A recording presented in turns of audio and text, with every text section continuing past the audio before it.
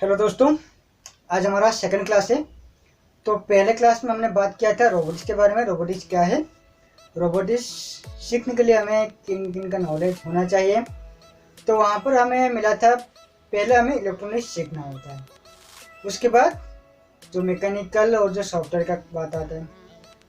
तो पहले हम इलेक्ट्रॉनिक्स सीखेंगे, तो उसके लिए इलेक्ट्रॉनिक्स के लिए हमारा ये आज फर्स्ट क्लास है। दोस्तों इलेक्ट्रॉनिक्स जो है इस साइंस एंड टेक्नोलॉजी का एक ब्रांच है।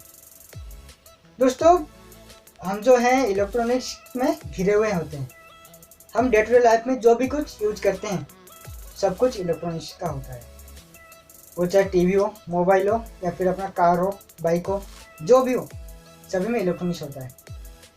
इलेक्ट्रॉनिक्स जो है यह अभी ट्रेंडिंग में चल रहा है, मतलब कि इलेक्ट्रॉनिक्स का डिमांड अभी बढ़ता ही जा रहा है। जरा आप सोचिए, इससे पहले हमारे पास जो टीवी था वो क्या था, ब्लैक एंड वाइट का था। उसके बाद धीरे धीरे टेक्नोलॉजी डेवलप होता गया और हमारे पास आ गया कलर टेलीविज़न। उसके बाद एलसीडी, अभी एलईडी चल रहा है। क्या कभी सोचा था टीवी जो है बहुत ही बड़ा था वो इतना पतला में आ जाएगा, या फिर टीवी हमारे हाथ में आ जाएगा? कभी सोचा था क्या? लेकिन ये हो गया।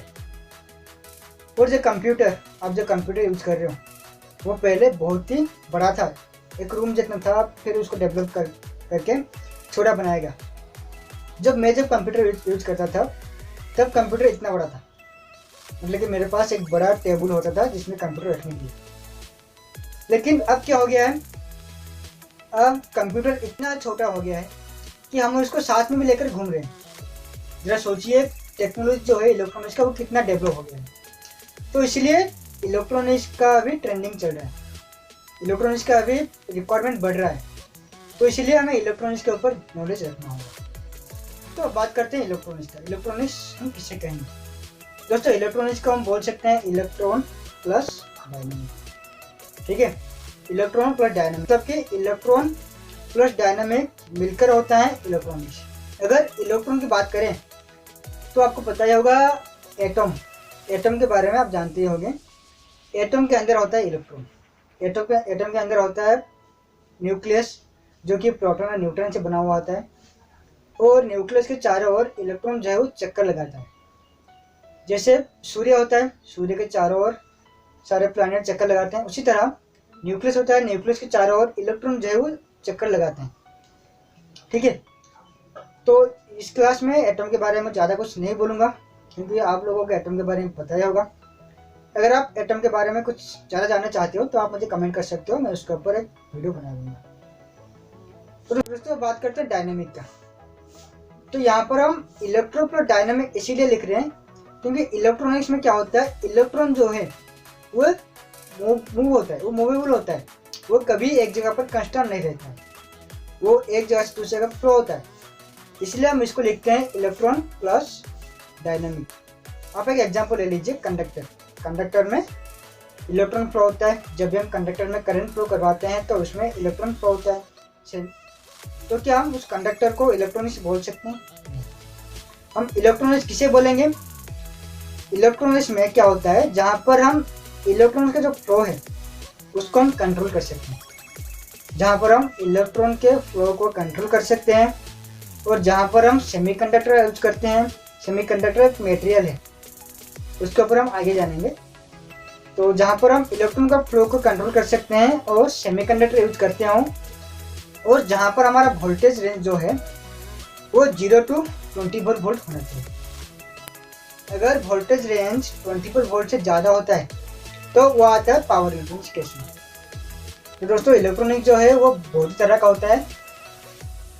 जैसे कि हो गया एनालॉग इलेक्ट्रॉनिक्स, जहाँ पर हम एनालॉग सिग्नल का यूज करते हैं, और डिजिटल इलेक्ट्रॉनिक्स जहाँ पर हम डिजिटल सिग्नल का यूज करते हैं, और ये माइक्रो इलेक्ट्रॉनिक्स, नैनो इलेक्ट्रॉनिक्स जहाँ पर नैनो टेक्नोलॉजी का यूज होता है, और आता है ऑप्टो इलेक्ट्रॉनिक्स जहाँ पर ऑप्टिकल फाइबर का यूज करते हैं, जहाँ पर ऑप्टिकल इंजीनियरिंग का काम आता है।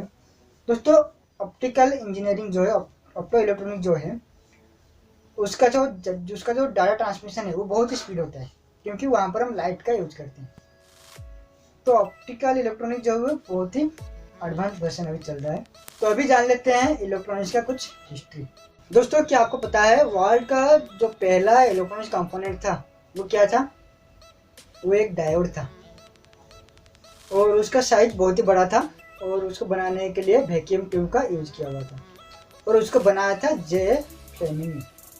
तो उसके बाद ली डी फ्रॉस्ट ने उसी डायोड को मॉडिफाई करके उसको बनाया था ट्रायोड, जिसके जरिए हम वोल्टेज को एम्प्लीफिकेशन कर सकते थे। तो उसके बाद बेल लैबोरेटरीज ने 1947 में उसको डेवलप करके बनाया ट्रांजिस्टर, जो कि वर्ल्ड का पहला सेमीकंडक्टर कंपोनेंट था, सेमीकंडक्टर डिवाइस था जो कि ट्रांजिस्टर था। ठीक है। और उसके बाद 1951 में हमारा जो इंटीग्रेटेड सर्किट है आइस, वो डेवलप हुआ था और उसी इंटीग्रेटेड सर्किट यानी आइस को बनाया था जैक किल ने। तो ये था हमारा इलेक्ट्रॉनिक्स के कुछ इंट्रोडक्शन।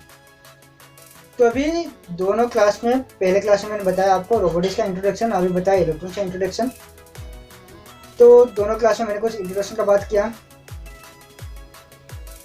तो अभी हम आगे बात करेंगे इलेक्ट्रॉनिक्स डिवाइस के बारे में, इलेक्ट्रॉनिक्स कंपोनेंट के बारे में, एनालॉग इलेक्ट्रॉनिक्स के बारे में, डिजिटल इलेक्ट्रॉनिक्स के बारे में, और हम सर्किट कैसे डिजाइन कर सकते हैं उसको मैं आगे बताऊंगा।